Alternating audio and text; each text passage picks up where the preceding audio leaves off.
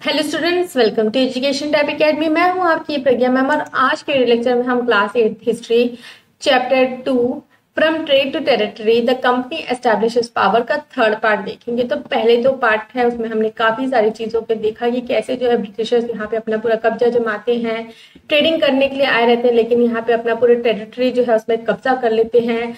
जो जो कंपनी वो बनाते हैं उसका क्या नाम रहता है? ईस्ट इंडिया कंपनी, क्योंकि ईस्ट में फॉर्म हो रही है इसलिए ईस्ट इंडिया कंपनी। और हमने जो रूट्स हैं जहां से वो आया करते थे उनके बारे में हमने देखा कि वो ट्रेडिंग कहाँ पहले स्टार्ट किया, कहाँ स्टार्ट किया? बंगाल में स्टार्ट किया उन्होंने। और हमने रॉबर्ट क्लाइव के बारे में देखा, बैटल ऑफ प्लासी के बारे में देखा।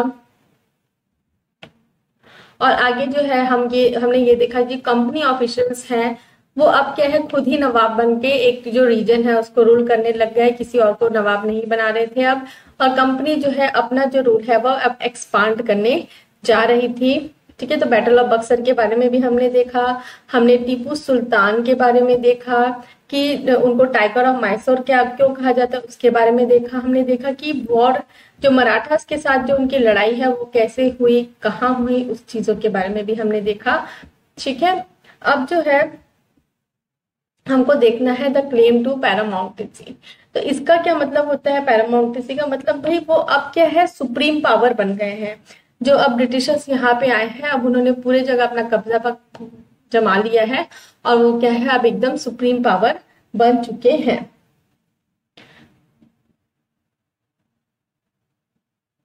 So it is clear from the above that from the early 19th century the company pursued an aggressive policy of territorial expansion। तो हमने जब जो ऊपर जितना भी चीजें देखा, जो बैटल्स वगैरह देखे, हमको उससे क्लियर होता है कि जो 19th सेंचुरी के आते आते जो कंपनी है वो एक एग्रेसिव पॉलिसी चला रही है।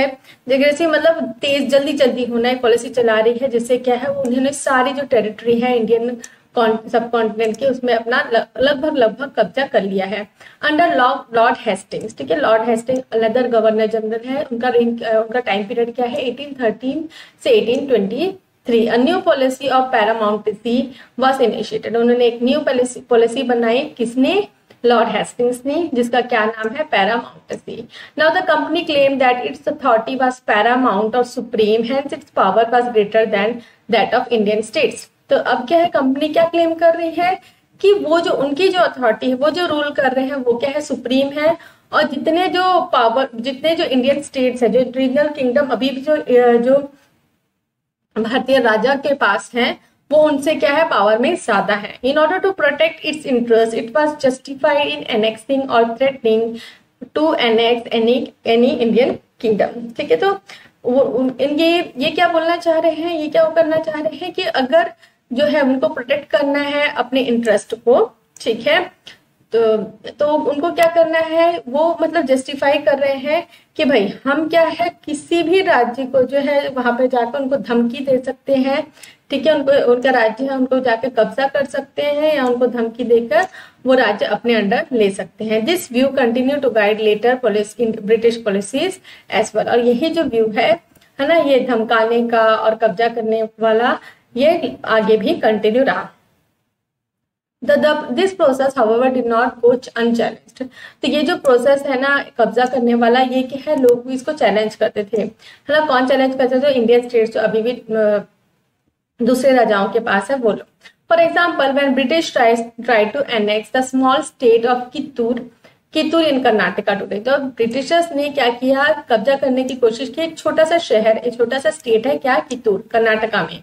तो Rani Chennamma took to arms and led an anti British resistant movement. ठीक है, तो यहाँ वहां की जो रानी है उन्होंने क्या है, आर्म्स उठाए, हथियार उठाए, और जो एंटी ब्रिटिश मतलब ब्रिटिश के खिलाफ एक रेसिस्टेंस मतलब विरोध करना, एक विरोध होता है, रेसिस्टेंस का मतलब विरोध, एक मूवमेंट वहां पे चालू किया, उनको विरोध करना चालू किया।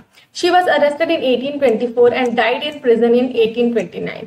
तो उनको क्या है 1824 में क्या है, अरेस्ट कर लिया गया है और उनकी मृत्यु हो गई 1829 में। बट रायाना, ठीक है, रायाना अ पुअर चौकीदार of Sangolli in Kittur carried on the resistance. उनकी वो जो रानी है, उनके अरेस्ट होने के बाद, उसके मर जाने के बाद भी जो एक चौकीदार था, क्या नाम था उसका, रयाना, वो कहाँ तक का था, संगोली इन कित्तूर का, वो जो है इस रेसिस्टेंस को चालू रखा उसने।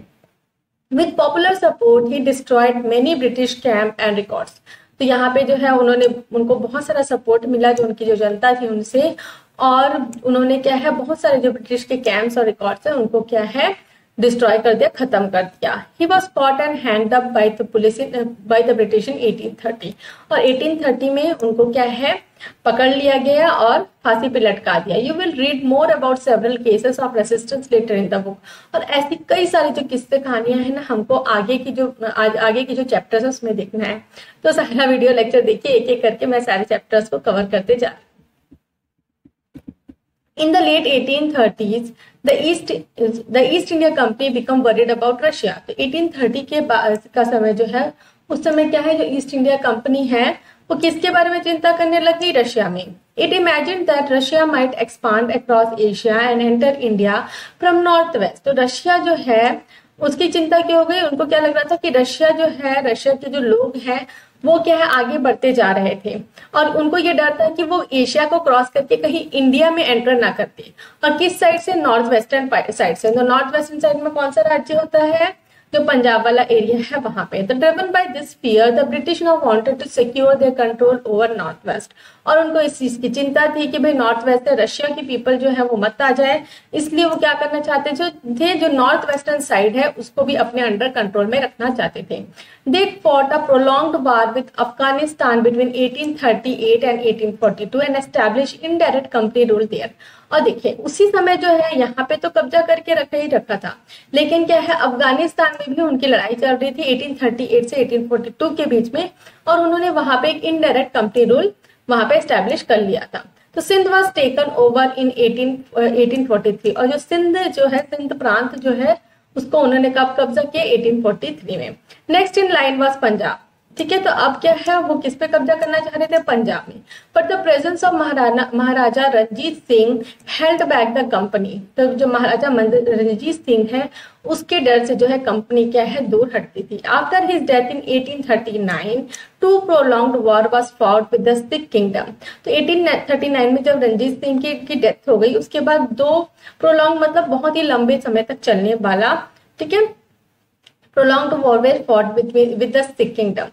Ultimately in 1849 Punjab was annexed। तो 1849 में जो है पंजाब को क्या है ब्रिटिशर्स ने अपने कब्जे में ले लिया। तो यहाँ पे फोटो है महाराजा रणजीत सिंह है वो क्या है अपनी एक सभा ले रहे हैं, कोर्ट होल्ड कर रहे हैं। उसके बाद नेक्स्ट एक पॉलिसी थी उनकी डॉक्ट्रिन ऑफ लैप्स। ठीक है, the final wave of annexation awkward under Lord Dalhousie. तो यहाँ पे ये भी चीज इंपॉर्टेंट है कि कौन सी पॉलिसी किस गवर्नर जनरल ने लेके आए। ठीक है, तो यहाँ पे डॉक्ट्रिन ऑफ लैप्स कौन लेके आया, लॉर्ड डलहौसी। तो इससे पहले का जो भी जिसने भी पॉलिसीज लाई, जैसे सब्सिडरी अलायंस वाला हो गया, इससे पहले हमने और पैरामाउंटेसी वाला देखा, तो सारी चीजें आपके माइंड में क्लियर रहनी चाहिए। Who was Governor General from 1848 to 1856। ठीक है, तो लॉर्ड हाउसी कब थे गवर्नर जनरल, 1848 से 56 के बीच में। He devised a policy that came to be known as doctrine of lapse। Device मतलब उन्होंने पॉलिसी तैयार की जिसको क्या कहा जा रहा है, doctrine of lapse. The doctrine declared that if an Indian ruler died without a male heir, his kingdom would lapse, that is become part of company territory. तो यहाँ पे वो क्या बोल रहे हैं कि अगर कोई इंडियन रूलर है वो मर जाता है, ठीक है, और उसका कोई मेल हायर नहीं है। मेल हायर मतलब कोई जो सक्सेसर है वो मेल नहीं है, ठीक है, कोई उनका मेल बच्चा नहीं है जो आगे उनके साम्राज्य को संभाल सके। तो उनका क्या है किंगडम क्या हो जाएगा, लैप्स हो जाएगा, और किसके अंडर हो जाएगी, कंपनी के अंडर हो जाएंगे। One kingdom after another was annexed simply by applying this doctrine। और ये जो पॉलिसी है उसको अप्लाई करने के बाद बहुत सारे किंगडम जो है वो उनके अंडर आ गए। तो कौन कौन सा, सतारा 1848 में, संबलपुर 1850 में, उदयपुर 1852 में, नागपुर 1853 में और झांसी 1854 में। तो झांसी की रानी है, आपने मतलब सभी ने सुना होगा, ठीक है, तो उसकी कहानी आगे है, मतलब ये आगे चैप्टर्स में आएंगी, उसके बारे में हम देखेंगे। फाइनली इन 1856 के आते आते the company also took over Awadh. ठीक है, तो कंपनी ने किसके ऊपर कब्जा कर लिया, अवध के ऊपर भी कब्जा कर लिया। This time the British had an argument, they said they were obliged by duty to take over Awadh in order to free people from the misgovernment of Nawab. तो वो क्या बोल रहे हैं, मतलब वो ऑब्लाइज्ड मतलब वो मजबूर है अपनी ड्यूटी, मतलब अपनी ड्यूटी निभाने के, मतलब उनका ये फर्ज है कि वो जो अवध के लोग हैं उनको बचाएं, किससे, जो मिस गवर्नमेंट है, ठीक है, जो वहां के नवाब हैं उनके साथ जो गलत हरकत कर रहे हैं, वो गवर्नमेंट को अच्छे से नहीं चला रहे हैं, तो उनसे जो है वहां पीपल को वो फ्री करे। तो एनरेज, ठीक है, एनरेज मतलब गुस्से में, बहुत ही ज्यादा गुस्से में, ठीक है, तो इससे क्या हुआ, angered by humiliating way in which Nawab was disposed, ठीक है, जो नवाब जो है उनके बारे में जो ये गलत तरीके का टिप्पणी कर रहे हैं, है ना, उनको गलत साबित कर रहे हैं, उनकी बेइज्जती कर रहे हैं, है ना, डिस्पोज मतलब किसी को दर्शाना, ठीक है, किसी के बारे में बताना। The people of Awadh joint a great revolt that broke out in 1857, तो जो अवध के लोग हैं वो 1857 में एक बहुत बड़े रिवॉल्ट का हिस्सा बने। तो यहाँ पे एक पोर्ट्रेट दिया गया है, इनका क्या नाम है, सुरेंद्र साई। तो आगे हमको मैप देखना है, तो यहाँ पे देखेंगे 1797, ठीक है, 1797 में देखेंगे जो येलो वाला एरिया है वो ब्रिटिशर्स के, ब्रिटिश रूल के अंडर वाला एरिया है। तो यहाँ पे देखेंगे वो कैलकाटा जो वेस्ट बंगाल वाला एरिया है उसको यहाँ पे, और यहाँ पे कुछ एरियाज जो है उनके अंडर कंट्रोल में था। फिर 1840 के आते आते 50 ईयर्स में, देखिए लगभग 50 ईयर्स है, काफी एरिया उन्होंने कवर कर लिया। फिर उसके बाद 1857 के आते देखिए बहुत सारे एरियाज जो हैं वो ब्रिटिशर्स के अंदर आ गए। The expansion of British territorial power in India. तो उसके बाद setting up a new administration, अब पूरा जो सारे जो टेरिटरीज है, मैक्सिमम टेरिटरीज है, उन्होंने अपना कब्जा जमा लिया है। तो अब क्या है, वो एक नया साम्राज्य यहाँ बनाने जा रहे थे। तो Warren Hastings, governor general from 1773 to 1785, was one of the many important figures who played a significant role in expansion of company power. तो वॉरेन हेस्टिंग्स जो है उन्होंने एक बहुत ही अच्छा रोल बनाया, इंपॉर्टेंट रोल, एक इंपॉर्टेंट फिगर थे, और उन्होंने बहुत सिग्निफिकेंट मतलब बहुत ही ज्यादा अच्छा रोल बनाया, क्या है, कंपनी को एक्सपांड करने के लिए। By his time the company had acquired power not only in Bengal but also in Bombay and Madras. तो इनका जो टाइम था जब वो गवर्नर जनरल थे, तो कंपनी ने क्या है, जो पावर जो है सिर्फ बंगाल में ही नहीं रखा था, बॉम्बे और मद्रास तक भी फैला लिया था। British territory were broadly divided into administrative units called presidency. तो देखिए जो ब्रिटिश की जो टेरिटरीज होती थी, जो उनका एरिया होता था, उसको किस में डिवाइड करते थे, वो प्रेसिडेंसीज में। तो there were 3 presidencies, Bengal, Madras and Bombay. तो यहाँ पे कितनी प्रेसिडेंसी थी, 3 प्रेसिडेंसी, बंगाल, मद्रास और Bombay. Each one was ruled by governor, और सबका क्या था, अलग अलग गवर्नमेंट।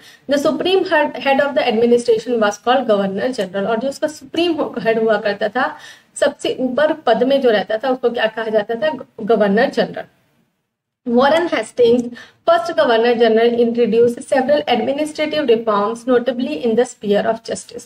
तो जो वॉरेन हेस्टिंग थे, जो फर्स्ट गवर्नर जनरल थे, उन्होंने इंट्रोड्यूस किया बहुत सारे मतलब एडमिनिस्ट्रेटिव रिफॉर्म्स होते चेंजेस, ठीक है, राज्य करने का जो तरीका होता है उसमें काफी सारे चेंजेस उन्होंने किए, और उसमें से सबसे नोटेबली मतलब सबसे मुख्य कौन सा है, द स्पीयर ऑफ जस्टिस। ठीक, तो यहाँ पे 3 चीजों का मतलब देख लेते हैं, ये आगे पैराग्राफ में यूज आएंगे। काजी का मतलब होता है जज, मुफ्ती का मतलब होता है jurist of Muslim community responsible for exploding the law that qazi would administer, ठीक है। तो मुफ्ती क्या होता है, काजी को हेल्प करने वाला होता है मुस्लिम कम्युनिटी का, ठीक है। तो जज को हेल्प करने वाला होता है मुस्लिम कम्युनिटी का, जो लॉ के बारे में उसको बताता है।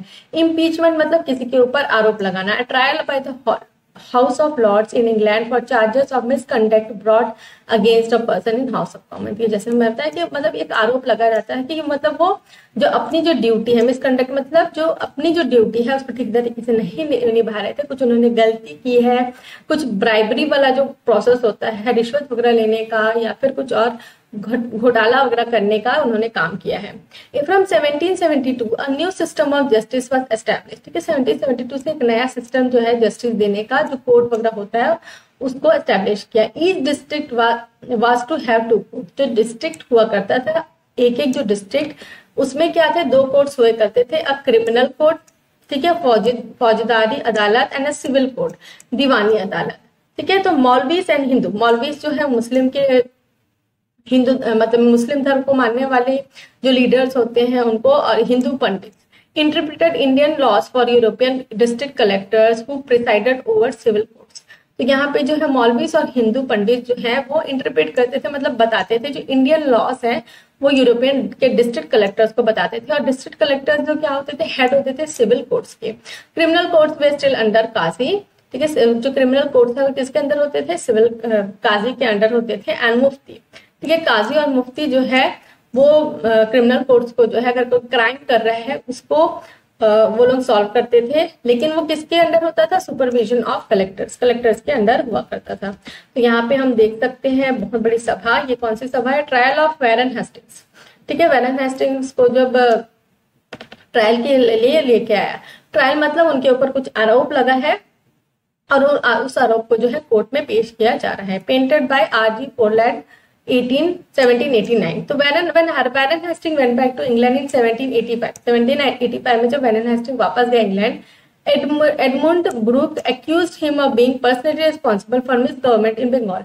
तो यहाँ पे उनको क्या है, उनके ऊपर आरोप लगा कि उन्होंने पर्सनली जो है गवर्नमेंट जो बंगाल में जो है उन्होंने गवर्नमेंट अच्छे से नहीं चलाई। तो this led an impeachment proceeding in British parliament that lasted 7 year. तो 7 साल तक उनको क्या है, ब्रिटिश पार्लियामेंट में इम्पीचमेंट की जो प्रोसीडिंग है उसका हिस्सा बन के रहना पड़ा, ठीक है। इम्पीचमेंट मतलब ऊपर जो आरोप लगाए हैं उसके बारे में। A major problem was that Brahman Pandit gave different interpretation of local laws based on different schools of धर्मशास्त्र।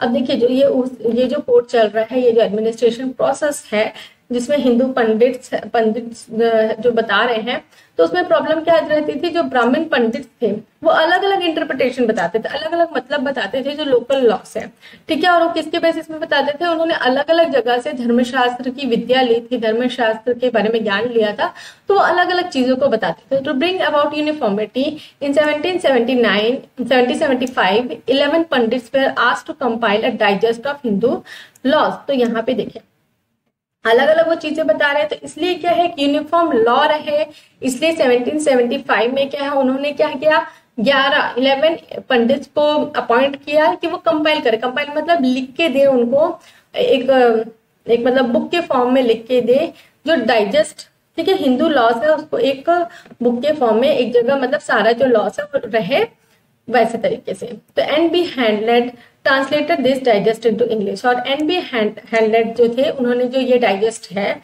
इनको क्या है इंग्लिश में ट्रांसलेट किया। By 1778 a code of Muslim laws was also compiled for benefit of European जज, और 1778 में वैसा ही जो मुस्लिम लॉ है उसको भी कंपाइल किया ताकि जो यूरोपियन जज है उनको दिक्कत ना हो। मतलब क्या है, अब जो डिपेंडेंसी है, ठीक है, हिंदू पंडित मुस्लिम के जो मालवीज हैं, काजी है, इनके ऊपर जो डिपेंडेंसी है वो नहीं रही, क्योंकि जो है लॉज जो है उन्होंने क्या है एक बुक के फॉर्म में, एक डाइजेस्ट के फॉर्म में लिखवा ली थी। Under the regulating act of 1773 a new supreme court was establish, और जो ये रेगुलेटिंग एक्ट है 1773 इसके अंदर जो है एक नया सुप्रीम कोर्ट को बनाया गया। While a court of appeal, ठीक है, court of appeal Sadar Nizamat Adalat was also set up at Calcutta, और एक और जो कोर्ट ऑफ अपील है जहां पे अगर किसी को अपील करना है, क्या नाम था इसका, द सदार निजामत अदालत, ठीक है। The principal figure in an Indian district was the collector. अब देखिए यहाँ पे मतलब ये पैराग्राफ काफी इंपॉर्टेंट और इंटरेस्टिंग भी है। तो प्रिंसिपल फिगर कौन था इंडियन डिस्ट्रिक्ट में, कौन था, कलेक्टर था। आज भी यही चीज होता है, कोई भी जो जिला है वहां पे जो है प्रिंसिपल फिगर कौन होता है, कलेक्टर होता है। As the title suggest the main job was to collect revenue and taxes and maintain law and order in his district with the help of जजेस, पुलिस ऑफिसर्स एंड दरोगा। तो उनका क्या काम रहता था, ये जो कलेक्टर थे उनका क्या काम रहता था, रेवेन्यू और टैक्सेस को कलेक्ट करना, लॉ और ऑर्डर को मेंटेन करना, ठीक है। और ये जो प्रोसेस है इनमें इसका हेल्प कौन करते थे, जजेस हो गए, पुलिस ऑफिसर्स हो गए और दरोगास हो गए। तो आज भी कुछ कुछ ऐसा ही प्रोसेस चलता है। हिज ऑफिस द कलेक्ट्रेट, ठीक है, तो कलेक्ट्रेट जो है हर जिला में होता है अभी भी। Collectorate became the new centre of power and patronage that steadily replaced previously holders of authority। तो जो है अब जो है क्या है ऑफिस जो कलेक्टर है, कलेक्ट्रेट जो ऑफिस है वो क्या है नया सेंटर बन गया पावर का। अब उसके बाद हमको देखना है कंपनी की आर्मी कैसे हुआ करती थी। और यहाँ पे जो वॉरेन हेस्टिंग है उसकी इम्पीचमेंट दी गई हुई है, उसका एक सोच दिया गया हुआ है, I impeach the common enemy and oppressor of all. ठीक है। Here is a passage from Edmund Burke's eloquent opening speech during the impeachment of Warren Hasting. ये जो व्यक्ति है जिन्होंने इम्पीच किया था वॉरेन हेस्टिंग को, उसके बारे में लिखा है। I impeach him in the name of people of India whose rights he has trodden under his foot and whose country he has turned into desert। तो यहाँ पे वो वॉरेन हेस्टिंग के ऊपर आरोप लगा रहे हैं, क्या बोल रहे हैं कि जो इंडिया के जो लोग हैं उनके जो राइट्स है उनको क्या कर दिया, पूरा तरीके से उन्होंने अंडर एस्टिमेट किया, मतलब तोड़ के रख दिया है, कुचल के रख दिया है अपने पैरों तले में, और वो कंट्री जो है उसको क्या है, डेजर्ट के फॉर्म में बना दिया है। Lastly, in the name of human nature itself, in the name of both the sexes, in the name of every age, in the name of every rank, I impeach common enemy and oppressor of all। तो यहाँ पे सभी के नाम से वो क्या है, उनको बोलते हैं कि मैं इनको क्या है, दोषी करार देता हूँ। ठीक है, आगे देखेंगे। colonial rule in India brought in some new ideas of administration and reform, but its power rested on the military strength। तो जो colonial rule जो इंडिया में उन्होंने स्थापित किया, उससे क्या है, वो एडमिनिस्ट्रेशन का न्यू फॉर्म लेके आए, लेकिन उनका पावर किसके अंदर था, मिलिट्री स्ट्रेंथ में था। जो उनकी मिलिट्री जो पावर थी वो काफी अच्छी थी। The Mughal army was mainly composed of cavalry, ठीक है, जो सवार थे, जो घोड़े पर सवार होकर चलते हैं, train soldiers on horse back, and infantry, जो पैदल चलने वाले सोल्जर्स है, दैट इज पैदल foot soldiers. They were given training in archery, तीर चलाने में उनको जो ट्रेनिंग दी जाती थी, आर्चरी का मतलब होता है, and use of sword. The cavalry dominated the army and Mughal state did not feel the need to have a large professionally trained infantry। तो जो कैवलरी है वो ज्यादा थी आर्मी में, उनकी संख्या ज्यादा थी, और मुगल जो स्टेट है उनको कभी ऐसा नहीं लगा कि उनको ज्यादा प्रोफेशनली ट्रेन्ड इन्फेंट्री की जरूरत है। The rural areas had a large number of armed peasants and local zamindars often supplied the Mughals with पैदल सोल्जर्स। तो जो रूरल एरियाज था, वहां से जो है आर्म्ड पीसेंट्स है ना, जिनके पास हथियार हुआ करते थे वो, और जो लोकल जमींदार थे वो क्या है, मुगल्स को पैदल सोल्जर्स प्रोवाइड कर दिया करते थे। A change occurred in 18th century when Mughal successor states like Awadh and Banaras started recruiting peasants into their army and training them as professional soldiers। अब एक चेंज कब आया 18th century में, जब मुगल्स के जो सक्सेसर स्टेट्स थे like Awadh और बनारस, वो क्या है, स्टार्टेड रिक्रूटिंग, उन्होंने किनको रिक्रूट करना चालू किया, पीशेंट्स को, जो किसान है उनको आर्मी में, उनको प्रोफेशनल सोल्जर्स की तरह ट्रेन करना चालू किया। The east India company adopted the same method when it began recruitment for its own army which came to be known as सिपाही आर्मी, ठीक है, फ्रॉम द इंडियन वर्ड सिपाही मीनिंग सोल्जर। तो ईस्ट इंडिया कंपनी ने भी same method को adopt किया, same method को अप्लाई किया, और उन्होंने जो लोकल जो पीपल है, जो लोकल जो पीसेंट्स वगैरह है, उनको क्या है, अपनी आर्मी में रिक्रूट करना चालू किया, उनको जगह देनी चालू किया, और उन्होंने उसे क्या किया, कहा उन्होंने सिपाही army. As warfare technology changed from 1820s, the cavalry requirements of the company army declined। और जैसे जैसे जो वारफेयर टेक्नोलॉजी है, ठीक है, जो वॉर करने की जो टेक्नोलॉजी है उसमें चेंजेस आने लगे 1820 के बाद से, तो जो कैवलरी रिक्वायरमेंट है, ठीक है, जो पैदल चलने वाले जो सोल्जर्स है उनकी जो रिक्वायरमेंट है वो कंपनी में क्या हो गई, कम होने लग गई। This is because British Empire was fighting in Burma, Afghanistan and Egypt, where soldiers were armed with muskets and matchlock। और यहाँ पे जो ब्रिटिश एम्पायर जो था उसके जो सोल्जर्स हैं वो कहाँ पे लड़ाई लड़ रहे थे, बर्मा, अफगानिस्तान और इजिप्ट में, जहां उनके पास क्या था, मस्कट और मैचलॉक्स। ठीक है, मस्कट क्या है, एक heavy gun used by infantry soldiers. जो इन्फेंट्री सोल्जर्स हैं उनके पास हैवी गन होता है, उसको क्या बोलते हैं, मस्कट, और matchlock an early type of gun in which powder was ignited by a match. ठीक है, उसमें आग लगा के जो है गन को चलाया जाता था, उसे क्या कहा जा रहा है, matchlock. The soldiers of the company army had to keep pace with the changing military requirements and infantry regiments now became more important। तो जो कंपनी है उनको जो चेंजिंग ये जो मिलिट्री रिक्वायरमेंट्स उसके हिसाब से काम करना पड़ता था, और जो इन्फेंट्री रेजिमेंट्स है वो क्या है, अब ज्यादा इंपॉर्टेंट हो गए rather than कैवलरी। ठीक है, in the early 19th century British began to develop a uniform military culture। और 19th सेंचुरी के आते आते ब्रिटिशर्स ने जो है यूनिफॉर्म मिलिट्री कल्चर स्टार्ट कर दिया। Soldiers were increasingly subjected to European style training, drill and discipline that regulated their life far more than before। तो अब जो है वो क्या है, यूरोपियन स्टाइल में जो है ट्रेनिंग देने लग गए अपने सोल्जर्स को, ठीक है, और ड्रिल, ठीक है, आपने एक्सरसाइज देखा होगा, ड्रिल आप जानते भी होंगे, जो मार्चिंग होती है, जो एक्सरसाइज होती है ना, जो मार्च करते हुए चलते हैं सोल्जर्स, इंडिपेंडेंस डे का परेड हो गया, परेड वगैरह में भी, तो उसको ड्रिल कहा जाता है। एंड डिसिप्लिन, ठीक है, डिसिप्लिन के हिसाब से उनको चलना पड़ता था, जो उनकी लाइफ को भी रेगुलेट करके रखता था। यहाँ पे एक पिक्चर दी गई है, सवार ऑफ बंगाल, ठीक है, ये क्या है, बंगाल का एक सवार है, घोड़े पर सवार होकर चलने वाला एक soldiers. The service of the company painted bye an unknown Indian, अब इसे किसने बनाया है वो तो पता नहीं है, 1780 में से बनाया गया है। After the battles with Marathas and Mysore rulers, the company realize the importance of strengthening its cavalry force. ठीक है, तो जो बैटल हुए मराठास और मैसूर के बाद साथ में, उसके बाद कंपनी ने क्या रियलाइज किया कि उनको अपनी कैवलरी फोर्स को भी इंक्रीज करना चाहिए। Often this created problems with caste and community feelings were ignored in building a force professional soldier। अब यहाँ पे जो है, इसमें प्रॉब्लम क्या आती थी, जो कास्ट और कम्युनिटी वाले जो फीलिंग है उसको इग्नोर कर दिया जा रहा था, ये जो प्रोफेशनल सोल्जर्स बना रहे थे ना उसमें। Could individual so easily give up their caste and religion feeling, तो क्या कोई भी इंडिविजुअल जो है, उसमें इतना कास्ट सिस्टम चलता था, तो कास्ट और रिलीजन को क्या वो भूल जाए, ठीक है, उनको अगर वो सोल्जर्स है, could they see themselves only as soldiers and not member of the community, क्या उनको सिर्फ अपने आप को एक सोल्जर की तरह देखना चाहिए, जो कम्युनिटी, जिस कम्युनिटी को वो बिलोंग कर रहे हैं उसको भूल जाना चाहिए। व्हाट डिड सिपॉयज फील, तो सिपॉयज की क्या फीलिंग थी, इसके बारे में क्या क्या की राय है। How did they react to the changes in their life and their identity, that is their sense of who they are, तो वो कैसे रिएक्ट करते थे, उनके जो चेंजेस हुए लाइफ में, उनकी जो आइडेंटिटी में चेंज हुए, सोल्जर्स बन गए, उनको डिसिप्लिन लाइफ जीना है, बहुत सारी चीजों को त्याग देना है। जैसे कि कॉमन एग्जांपल, पहले के लोग में लोग टीका बहुत लगाते थे, ठीक है, तो अगर आपने मूवी वगैरह में देखी होगी, तो एक मूवी में मैंने देखा था कि उनको क्या बोल रहे थे कि आप वो जो तिलक लगा रहे हैं, आगे हम चैप्टर में भी पढ़ेंगे, जो तिलक जो लगा रहे हैं उसके लिए मना करते थे। तो ये इस तरीके की छोटी छोटी प्रॉब्लम्स आया करती थी।